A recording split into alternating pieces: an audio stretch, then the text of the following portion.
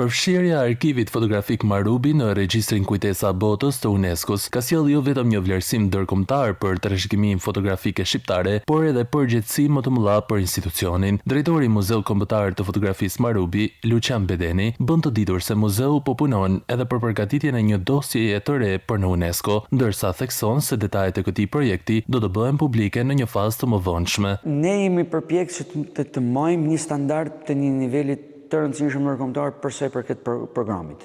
Dhe përmes programit ne kemi synuar që të dialogojnë projektet që ne i sjellim të dialogojnë edhe me koleksionin që është edhe pjesë e muzeu, po përgatitet sërish për të ndërtuar një tjetër dosje për në UNESCO të një tjetër autori. Përfshirja në UNESCO ka ndikuar edhe në promovimin e Muzeut Kombëtar të Fotografisë Marubi. Mendoj që ka pas një ndikim sepse ti jesh pjesë e UNESCO-s, patjetër që është një promovim mjaft i madh ndërkombëtar. Kështu që menjëherë kur dikush klikon për muzeun, patjetër që ai ka edhe lajmin e UNESCO-s apo Anasjaltas. Arkivi fotografik Marubi u përfshi në regjistrin kujtesa botës të UNESCO-s gjatë vitit 2025, duke u rënditur mes trashëgimive dokumentare me rëndësi universale.